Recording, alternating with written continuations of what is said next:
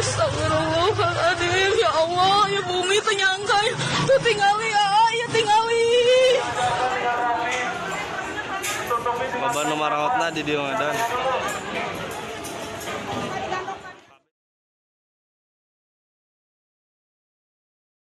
Sahabat Kompas.com, Indonesia tengah dirundung duka usai terjangan gempa bumi pada Senin 21 November 2022 pukul 13.21 waktu Indonesia Barat. Gempa bumi bermagnitudo 5,6 telah meluluhlantahkan Cianjur, Jawa Barat dan daerah sekitarnya. Hingga Selasa 22 November 2022, Badan Nasional Penanggulangan Bencana atau BPBD melaporkan sudah ada korban meninggal dunia sebanyak 268 orang. Selain itu ada pula korban luka yang mencapai 1.083 orang, korban hilang 151 orang, dan jumlah warga mengungsi mencapai 56.362 orang. Tak hanya itu, gempa yang menjangkau hingga 12 kecamatan di Cianjur itu tentunya juga menimbulkan kerugian material.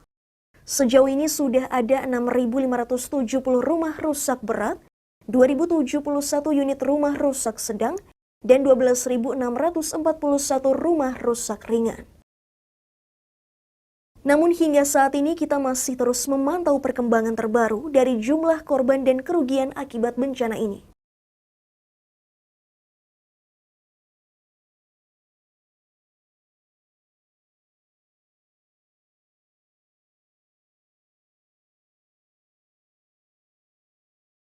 Terkait gempa di Cianjur ini, sebenarnya BMKG sempat menyatakan bahwa skala gempa bumi tersebut tidak terlalu besar. Namun fenomena ini menimbulkan kerusakan parah karena gempa tersebut dikategorikan sebagai gempa kerak dangkal atau gempa bumi yang pusatnya berada kurang dari 60 km dari permukaan bumi. Pakar Gempa Institut Teknologi Bandung Irwan Meilano juga menyatakan bahwa gempa bumi jenis ini biasanya menimbulkan kerusakan yang besar.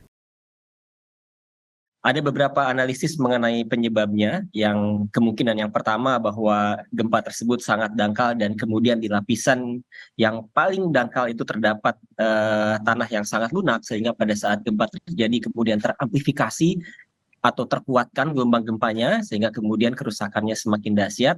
Ataupun kemungkinan yang kedua bahwa kemudian ada beberapa bangunan yang tidak dipersiapkan untuk menahan guncangan gempa sehingga pada saat gempa terjadi kerusakannya bisa lebih dahsyat, ataupun kombinasi dari keduanya. Meski begitu, BMKG menyatakan bahwa potensi gempa susulan di Cianjur saat ini sudah semakin melemah. Gempa susulan juga diprediksi akan berhenti 4 hari lagi atau pada Sabtu 26 November 2022. Meski begitu, BMKG meminta masyarakat mewaspadai potensi bencana ikutan pasca gempa, yakni banjir bandang hingga longsor.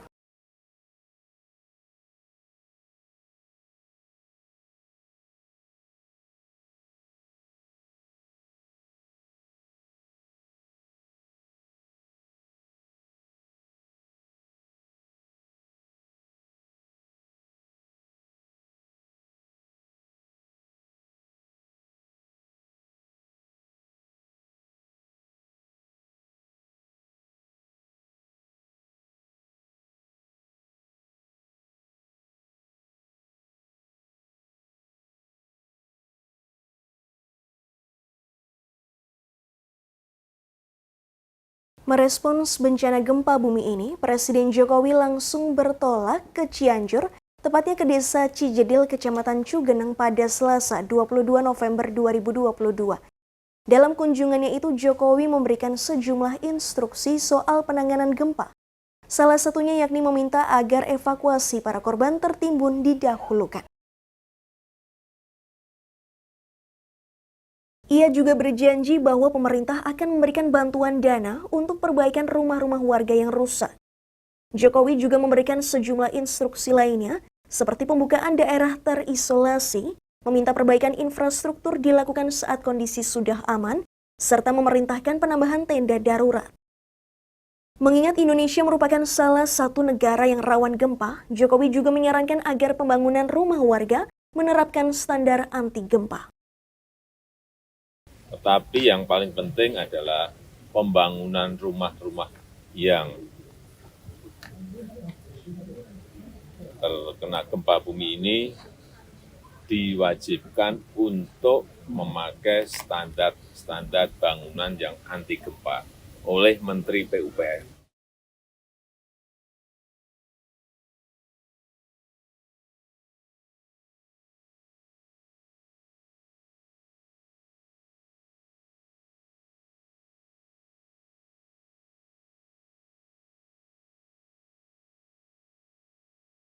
Seperti yang disampaikan Presiden Jokowi, pembangunan kembali rumah-rumah warga yang terdampak gempa ini sebaiknya menerapkan standar anti gempa. Selain lokasi Indonesia yang rawan gempa, langkah ini merupakan antisipasi terjadinya gempa berulang karena gempa Cianjur termasuk gempa periodik 20 tahunan. Untuk membahas lebih lanjut terkait hal ini, kita akan membahasnya dengan Kepala BMKG Dwi Korita Karnawati. Halo, selamat siang Ibu Dwi Korita. Baik. Ibu Dwi Korita, kita ingin menanyakan bagaimana update terkini kondisi akibat gempa bumi di Cianjur, Jawa Barat. Apakah ada data terkini dari BMKG terkait jumlah korban maupun intensitas ancaman gempa susulan? Baik, tentang gempa-gempa susulan, ini data kami kumpulkan, jadi data terakhir pukul 15 waktu Indonesia Barat pada tanggal 23 November hari ini, tercatat 171 gempa susulan dengan magnitudo terbesar 4,2 dan terkecil 1,2. Dan sebagian besar gempa-gempa tersebut sudah tidak dirasakan. Trennya terlihat ini semakin melemah, semakin tidak dirasakan, sehingga kami menganalisis dari tren itu diperkirakan kurang lebih 4 hari lagi dari kemarin, insya Allah mulai stabil. Demikian, Mbak. Tentang apa tadi korban, ini mohon maaf kami tidak memiliki data, ada di BNPB. Demikian. Oke, baik. Kemarin Ibu Dwi Korita juga sempat menyebutkan bahwa memang gempa di Cianjur ini merupakan kejadian yang pernah terjadi 20 tahun silam dan disebut juga merupakan siklus tahunan yang mungkin saja bakal terulang kembali. Nah, apakah BMKG bisa memaparkan lebih rinci begitu terkait data gempa bumi yang memang pernah terjadi di Cianjur juga sebelumnya, Ibu Dwi Korita?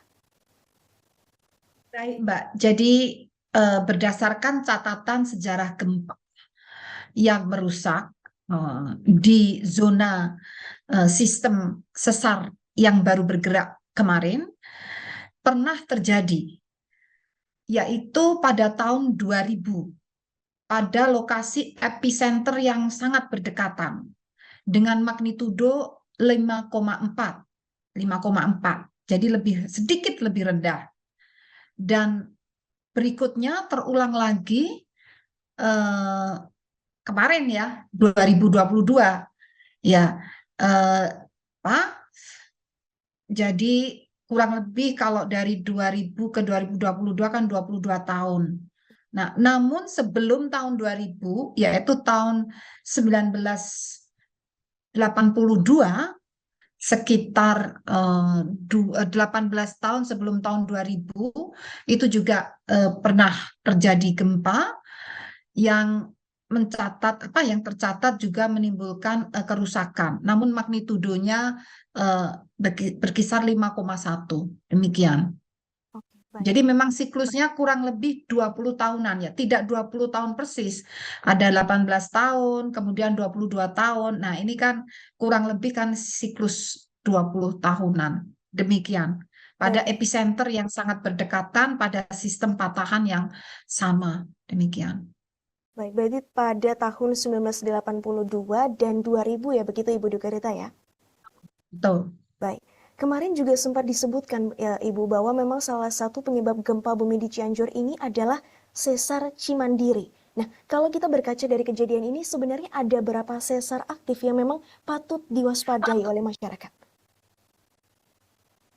Jadi di wilayah tersebut ada beberapa sesar aktif. Selain sesar Cimandiri juga ada sesar Padalarang dan juga tidak begitu jauh dari lokasi tersebut juga terdapat sesar Lembang juga ada di sana. Nah, sesar tersebut juga terdiri dari, katakanlah sesar Cimandiri ini juga terdiri dari beberapa segmen-segmen. Jadi tidak utuh satu patahan, namun ada beberapa segmen. Demikian juga sesar-sesar yang lain juga tidak utuh satu, tapi juga terdiri dari beberapa segmen. Nah, pada segmen-segmen tersebut yang perlu diwaspadai dapat bergerak sewaktu-waktu dan memicu gempa yang sering ditandai. Jadi gempanya khas itu pusat gempa pada kedalaman yang dangkal sekitar 10 km atau kemarin 11 km dan magnitudonya tidak begitu besar. Artinya bukan 7 atau bahkan 6 pun juga belum pernah tercatat ya. Jadi sekitar 5,5, kemudian namun karena posisinya yang berada di dekat permukaan, sehingga getarannya itu sangat terasa. Ya, karena benar-benar berada di bawah kita, beda dengan gempa-gempa yang ada di laut ya. Pusat gempanya di laut itu tentunya tidak sekuat yang kemarin ya, meskipun 5,6, tetapi intensitas guncangannya bisa mencapai 6. Nah, ini yang perlu diwaspadai karena gempa-gempa dangkal. Demikian. Baik, karena memang pusat gempanya juga dangkal, sehingga kerusakan yang ditimbulkan bisa lebih besar begitu ya, Ibu Dwi Korita ya? Ya, itu satu poin, karena gempanya dangkal ya, di dekat permukaan. Yang poin kedua adalah kondisi tanah batuan, tempat rumah-rumah itu berpijak, itu kebanyakan merupakan tanah-tanah lepas atau tanah-tanah lunak, misalnya tanah lempung atau tanah aluvium atau tanah di bantaran-bantaran sungai yang jenuh air. Jadi densitas yang rendah atau tanah yang lunak, apalagi jenuh air, sifatnya mengamplifikasi getaran-getaran gempa. Seperti itu. Dan poin ketiga adalah tingkat kerusakan juga sangat dipengaruhi konstruksi bangunan, selain kondisi setempat tadi, kondisi tanahnya. Demikian. Baik, Ibu Dwi Korita, membicarakan soal patahan atau sesar ini sebenarnya memang ada kaitannya dengan siklus tahunankah atau seperti apa, Ibu Dwi Korita? Maksudnya kejadian gempa di patahan tersebut? Iya, memang terjadi setiap tahun ada memang pergeseran sehingga memang memicu akhirnya terjadi gempa atau seperti apa? Memang ada pergerakan yang terus terjadi begitu ya, Ibu Dwi Korita? Jadi bahasa mudahnya, apabila patahan itu bergeser, artinya terjadilah pelepasan energi gempa yang dalam bentuk manifestasinya adalah getaran guncangan. Jadi setiap patahan berdasarkan geometrinya, kedalamannya, itu dapat diperhitungkan kekuatan gempa atau energi yang dilepaskan ketika patahan tersebut bergerak. Nah, untuk kembali bergerak itu membutuhkan energi lagi yang kurang lebih sama. Jadi kalau misal bahasa mudahnya kemarin sudah bergerak gitu ya, kemudian terlepaslah energi sehingga menimbulkan magnitudo 5,6. Nah, untuk dapat bergerak kembali itu membutuhkan energi yang kurang lebih sama. Dan energi itu tidak bisa datang seketika, baru bergetar, baru lepas tanggal 21, lalu tanggal 1 Desember, lalu lepas lagi sebesar itu. Nah, itu tidak cukup energi yang diperlukan untuk melepaskan tadi. Sehingga diperlukan waktu kurang lebih yang gempa sebelumnya terdekat berapa tahun yang lalu. Katakan sebelumnya kan tahun 2000, berarti sekitar 22 tahun yang lalu. Nah, jadi periode ulang itu yang kami amati itu berdasarkan statistik kapan yang kejadian sebelumnya. Dan kenapa seperti itu? Karena untuk terjadi berikutnya dibutuhkan tenaga energi yang kurang lebih sama dengan tenaga yang pernah dilepaskan. Dan itu perlu waktu. Dan waktunya ya kurang lebih seperti sama. Begitu mudahnya seperti itu. Mohon maaf itu. Baik. Terima kasih. Terakhir, Ibu Dwi Korita, ini masih terkait dengan siklus tahunan gempa begitu. Adakah potensi gempa bumi lainnya terjadi di wilayah Indonesia yang lain? Kalau kita berbicara potensi, di Indonesia ini kan tektonik lempengnya itu dikontrol oleh pergerakan beberapa lempeng-lempeng tektonik yang mengakibatkan tumbukan-tumbukan lempeng. Tumbukan lempeng itu saat ini masih berjalan, sehingga potensi kejadian gempa bumi itu masih ada selama lempeng itu masih terus bergerak, menumbuk, saling bertumbukan atau serempetan begitu ya. Itu yang berada di laut. Yang berada di wilayah darat dikontrol oleh patahan-patahan aktif. Kurang lebih ada 295 patahan yang sudah tercatat oleh Pusat Studi Gempa Nasional. Nah, setiap patahan itu pun saat ini dalam kondisi diam, itu pun juga dipengaruhi oleh gaya-gaya tektonik. Sehingga dalam diam itu terjadi akumulasi energi. Seperti halnya tumbukan saat sebelum terjadi gempa, itu terjadi tumbukan. Misalkan ada benda, ditumbuk benda yang lain. Sebelum benda itu pecah, itu terjadi deformasi atau perubahan bentuk dan terjadi akumulasi energi. Meskipun belum lepas, tapi ada potensi untuk lepas sewaktu-waktu. Baik yang akibat tumbukan di laut dan juga akibat patahan-patahan yang di darat, meskipun belum lepas sebagai gempa, tapi sewaktu-waktu berpotensi energi yang terakumulasi itu kekuatannya mampu melampaui kekuatan massa batuan yang menahan gerakannya. Jadi terakumulasi itu dalam arti massa batuan yang terkena energi tersebut bertahan melawan gerakan tadi. Jadi akibatnya seperti diam. Namun lambat laun akumulasi energi itu terus bertambah, kemampuan batuan untuk menahan agar tidak terjadi pelepasan energi itu terlampaui, sehingga terjadilah patah lagi ya dan gempa lagi. Jadi potensi itu tentunya masih ada, mengingat patahan-patahan di Indonesia ini jumlahnya ratusan, zona tumbukan lempeng ini segmen-segmennya juga jumlahnya puluhan. Demikian, Mbak. Baik, ini memang harus menjadi catatan penting ya Ibu Dwi Korita, bahwa memang potensi ini selalu ada, terjadi patahan atau terjadi sesar atau terjadi gempa, sehingga memang masyarakat harus waspada begitu dengan adanya potensi-potensi dan bersiap. Ya. Tidak panik, tidak cemas, mengetahui ancamannya, maka bisa menyusun strategi persiapannya membangun bangunan tahan gempa atau menghindari zona-zona yang berbahaya. Itu sudah dipetakan, bisa diketahui patahan itu lewat mana, itu diketahui.